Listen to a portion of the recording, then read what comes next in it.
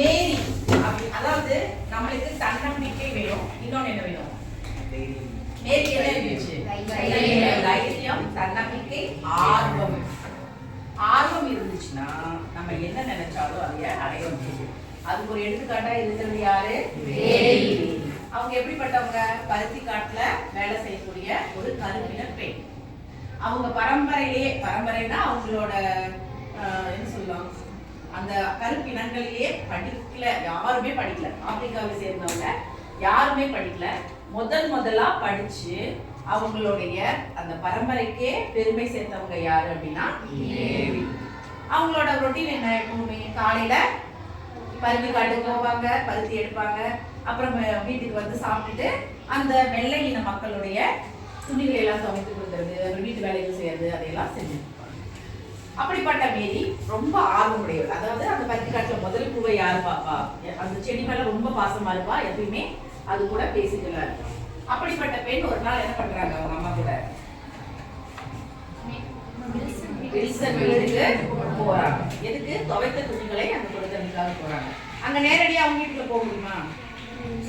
என்ன இவங்களுக்கு வாயில் வழியா செல்றதுக்கு அனுமதி மறுக்கப்பட்டிருந்தது. காரணம், இவங்க ஒரு கருப்பினம், அதாவது தாழ்ந்த இடத்தை சார்ந்தவங்க அப்படிங்கிறதுக்காக அவங்க என்ன பண்ணாங்க, பின் வழியா உள்ள போறாங்க.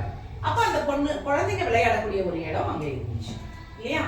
அந்த இடத்துல என்ன இருந்தது? அந்த குழந்தைகள்லாம் கூப்பிடுறாங்க, நீ விளையாடலாம் மேரின்னு கூப்பிட்டோன்னா மேரி ஆர்வமா அங்க போய் விளையாட போறாங்க. அங்க இருந்த புத்தகத்தை பார்த்த உடனே அந்த புத்தகம் எப்படி இருந்துச்சா? கவர்வதாக இருந்தது, மனதை கவர்வதாக இருந்தது. அதனால போய் எடுத்து பாக்குறா. உடனே அங்க யார் வந்தா? இளைய மகள் வந்து என்ன சொன்னாங்க?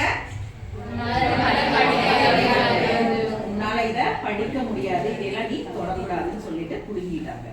அப்போ என்னாச்சு மேரிக்கு? எப்படி இருக்கும்? நம்ம ஒரு இடத்துல போய் ரொம்ப இன்ட்ரெஸ்டா ஒரு விஷயத்த போய் பார்த்து எடுக்க போறோம். அப்ப அந்த நேரத்துல வந்து இது உனக்கெல்லாம் எடுக்க முடியாது, உனக்கெல்லாம் கொடுக்க முடியாது, புடுங்கிட்டாங்கன்னா நம்மளுக்கு எப்படி இருக்கும்? கஷ்டமா இருக்கும். நம்ம என்ன பண்ணுவோம்? அழுது வீட்டுக்கு வந்துடுவோம். ஆனா மேரி என்ன பண்ணா? அவளுக்கு ஃபர்ஸ்ட் அழுகலையா வந்துச்சு, அந்த இடத்த விட்டு உடனே வெளியில வந்துட்டா.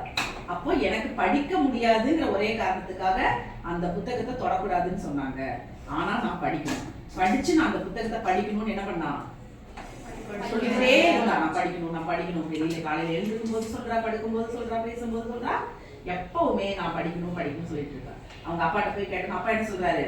நம்மளுக்கு எல்லாம் இங்க பள்ளிக்கூடம் இல்லை, நம்ம போனாலும் ரொம்ப தூரம் போய் படிக்கணும், அங்கேயும் வெள்ளையின மக்கள் தான் படிப்பாங்க, நம்மளுக்கு படிப்பு மறுக்கப்பட்டிருக்கு அப்படின்னு சொல்றாரு. இவருக்கு எப்படியாவது படிக்கணும்னு ஆசை வந்துச்சு. ஒரு நாள் என்னாச்சு,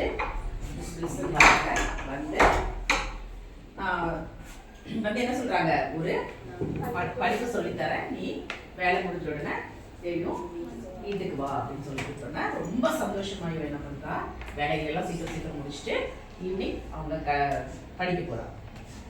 ஓகே, சரி.